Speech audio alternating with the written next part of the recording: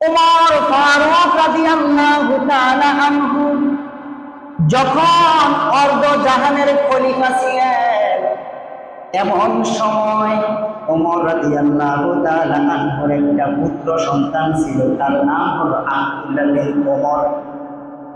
আব্দুল্লাহ বিন ওমর খেলাধুলা করতেছে, বালক, উনার সমবয়সী, একটু বয়সে কম ইমাম হাসান এবং হুসাইন রাদিয়াল্লাহু তাআলা আনহুমা, এই দুইজন আব্দুল্লাহ ইবনে ওমরের সাথে খেলাধুলা করতেছে।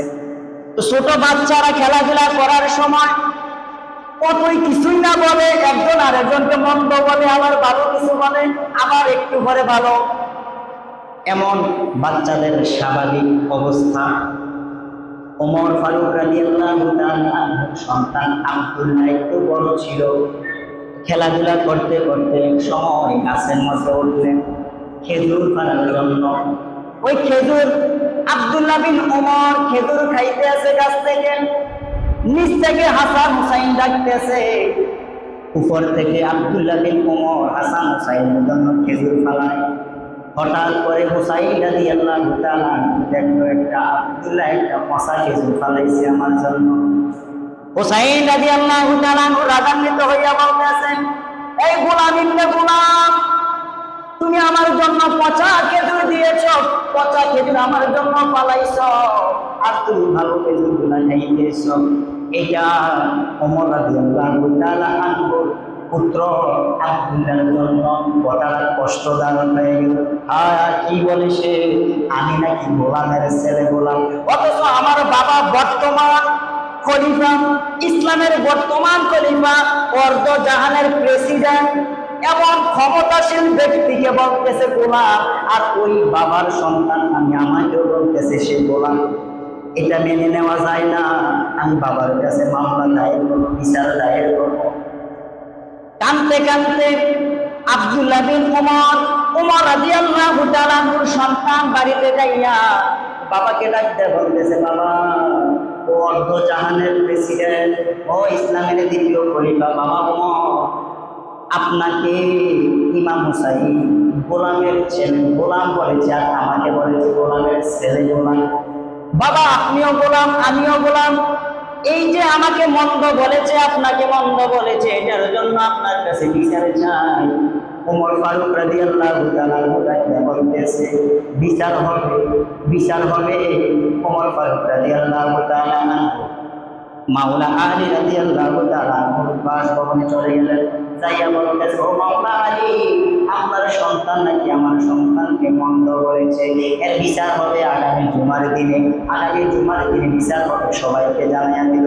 জুমার নামাজ হয়ে গেল, জুমার নামাজের পরে বিচার হবে। কি বিচার? ইমাম হুসাইন রাদিয়াল্লাহু তাআলা আনহু মন্দ বলেছে, ইমাম হুসাইন রাদিয়াল্লাহু তাআলা আনহু ওমর রাদিয়াল্লাহু তাআলা আনহুর পুত্রকে গোলামের ছেলে গোলাম বলেছে, এটা বিচার হবে। কিন্তু ইমাম হুসাইন রাদিয়াল্লাহু তাআলা আনহুর বিচার করবেন দ্বিতীয় খলিফা ওমর। এটা কিন্তু অনেক সাহাবীরা মেনে নিতে পারছে না। কারণ হলো রহমাতুল আলামিনের কলিজার টুকরা নাতি, তাদের আবার বিচার কে করবে?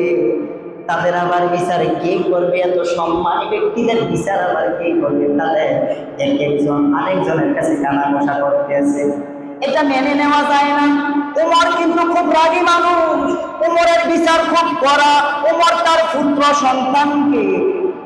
সন্তানকে এমন ভাবে বিচার করেছে, এমন ভাবে প্রহার করেছে, প্রহার করার সাথে সে মরে গেছে। আরেকটা সন্তান, ওমর রাদিয়াল্লাহু তাআলা আরেকটা সন্তান মদ খেয়েছিল, তখন বিচার করছে 100টা ঘোড়া দেবে, এমন করতে করতে 80টা ঘোড়া দেওয়ার পরে সে মারা গেছে।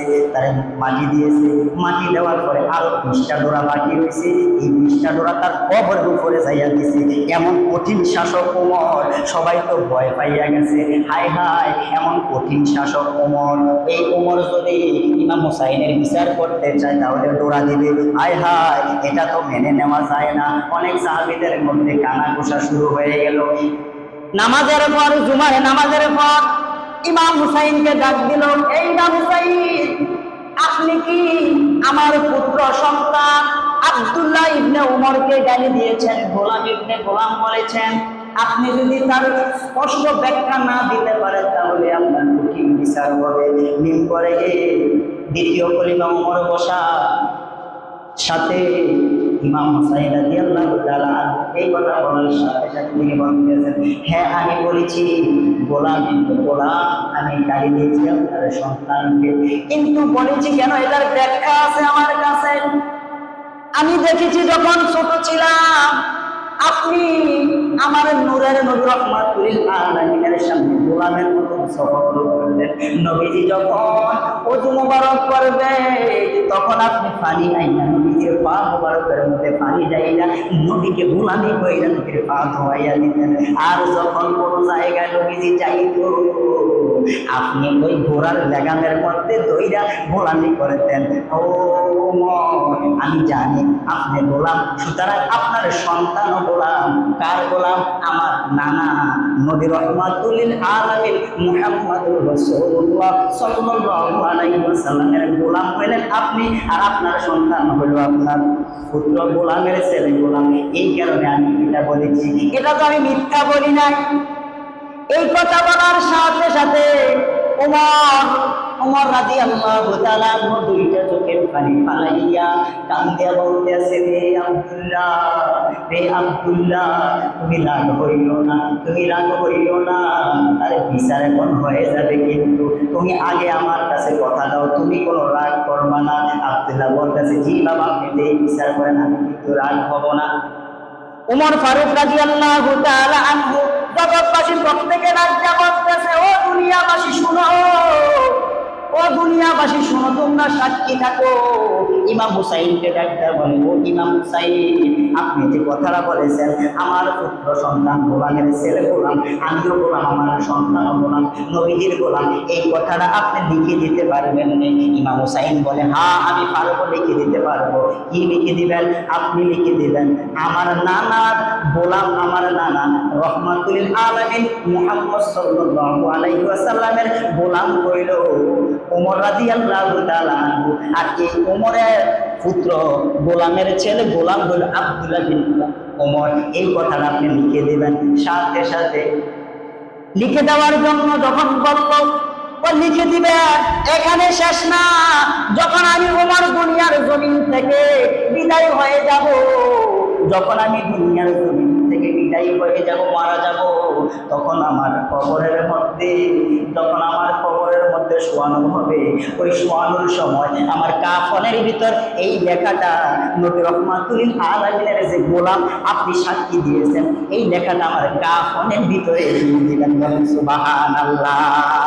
আমার কাফনে দিস নবীর নাম, বলিস না রে বলিস না, কাফনে দিস নবীর নাম, বলিস না রে।